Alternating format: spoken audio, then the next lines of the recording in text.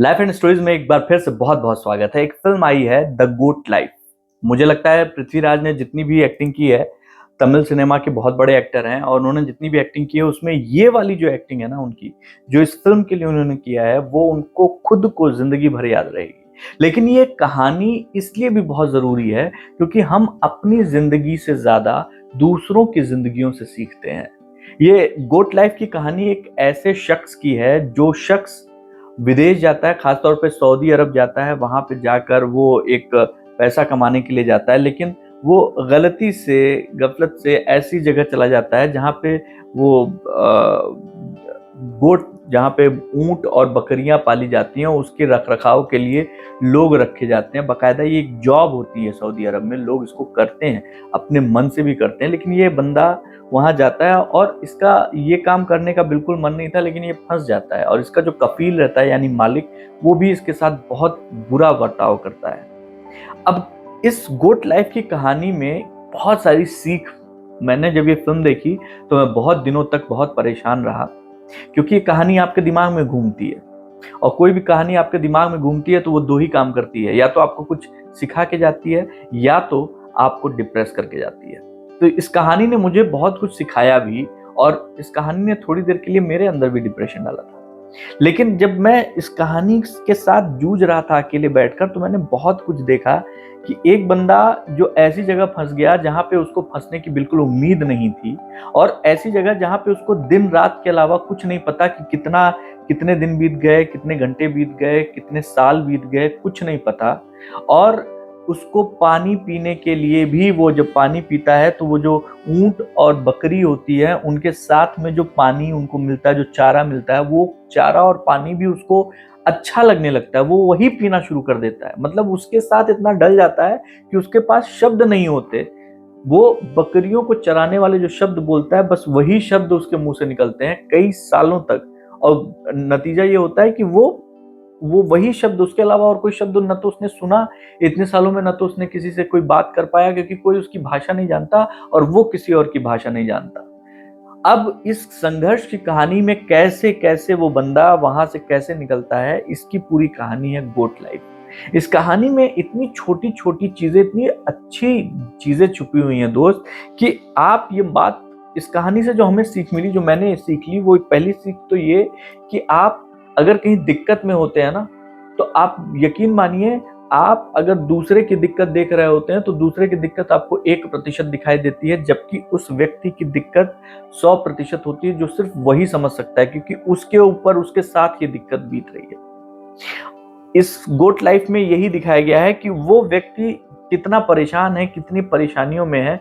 अगर वो किसी को बताएगा तो शायद उसको समझ में ना आए, लेकिन वो परेशानी ये हम लोग के साथ भी होती है कि दूसरों को जो चीजें, जो परेशानियां हम लोग दिखाते हैं या जो परेशानियां कोई बताता है, तो हमें सिर्फ उसको ढंग से सुन लेना चाहिए, क्योंकि हम सिर्फ सुन सकते हैं, वो बंदा महसूस कर रहा होता है। इसी कहानी में जो गोट लाइफ में दूसरी दूसरी एक बहुत अच्छी सीख मिली, वो ये कि जैसे शतरंज का खेल होता है, एक बार कोई एक गोटी चल दी, आप पीछे नहीं ले सकते, लेकिन लेकिन चांस ये रहता है कि अगली बार जब आप बाजी चलेंगे तो वो बाजी पिछली चाल से बेहतर हो सकती है।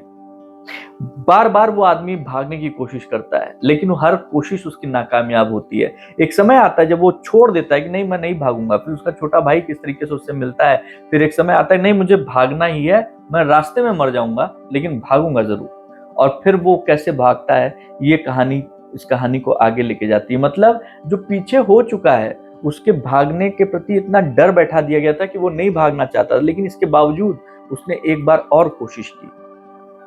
तो आपका काम कोशिश करना है। आप अगर किसी चीज को चाह रहे हैं तो प्लीज उसके लिए कोशिश कीजिए। अगर उसने कोशिश नहीं की होती तो शायद वो अपनी पूरी जिंदगी वहीं पर खत्म कर देता, कभी अपने घर, अपने परिवार, अपने बच्चों के पास नहीं पहुंच पाता। इसी फिल्म गोट लाइफ से जो है वो मतलब एक बहुत अच्छी और सीख मिली हमें, जो लेसन नंबर 3 था कि हमेशा जब कुछ अच्छा होना रहता है ना, उसके पहले बहुत बुरी चीजें आपको देखने को मिलती हैं। कुछ अच्छा होना होता है तो उसके पहले बहुत बुरी चीजें आपको देखने का, उसके ठीक पहले बहुत बुरी चीजें होती हैं। इस बंदे के साथ में भी, जब ये बंदा अपने जब ये बंदा वहां पहुंचने वाला होता है जहां सड़क तक पहुंचने वाला होता है, उस रेगिस्तान में भूखता बिलखता भटकता हुआ, क्या क्या इसके साथ नहीं होता है। आप एक हफ्ते किसी को इमेजिन कीजिए रेगिस्तान में चलते हुए चलते हुए चलते हुए, उसके पास न खाने को है, उसके पास न पीने को है, और वो एक हफ्ते से लगातार रेगिस्तान पार करने की कोशिश कर रहा है। आप सोच कर देखिए उसकी क्या हालत होगी।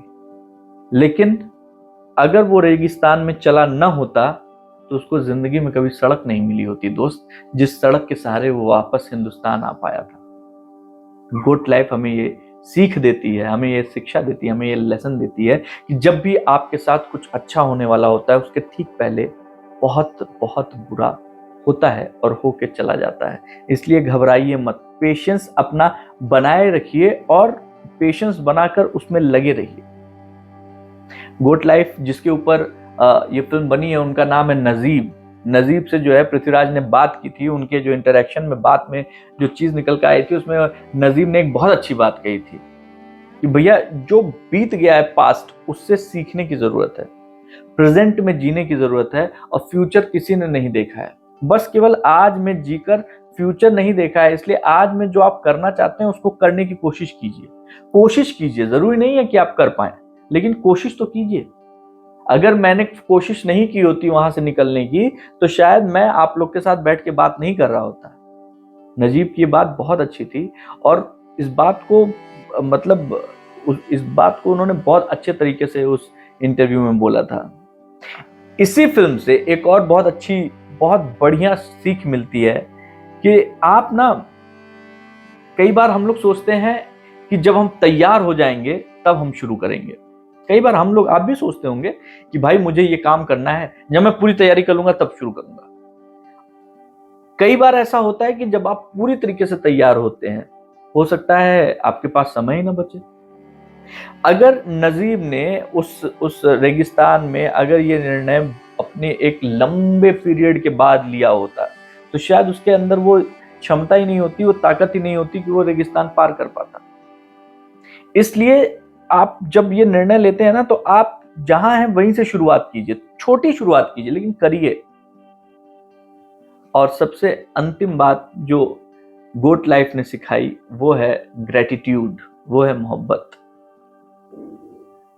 नजीब जब वहां से भागने वाला होता है ना, उसके पहले वो अपनी सारी भेड़ों से मिलता है, ऊंट से मिलता है। ऊंट की आंख में आंसू रहता है जब वो बोलता है कि मैं जा रहा हूं, या तो मैं मर जाऊंगा या तो मैं अपने घर जाऊंगा, लेकिन मैं जा रहा हूं।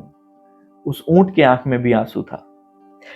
ये जो कम्युनिकेशन हुआ है इसमें कोई किसी की बात नहीं समझ रहा है, लेकिन दिल से आवाज आ रही है और दिल तक जा रही है। जानवरों के अंदर भी दिल होता है, वो आपकी बात को समझते हैं, आप मानिए चाहे मत मानिए। गोट लाइफ में इसको भी बहुत ही खूबसूरती से दिखाया गया है। तो अगर अभी तक आपने ये फिल्म नहीं देखी है, देखिएगा जरूर, दिल खुश हो जाएगा। और डिप्रेस मत होइएगा। आप इस फिल्म को देखने के बाद सोचिए और जो मैंने बातें बताई हैं, जो मैंने लेसन्स बताए हैं, उसको याद कीजिए। आपको पता लगेगा ये फिल्म हमें बहुत कुछ सिखा कर जाती है। बहुत शुक्रिया।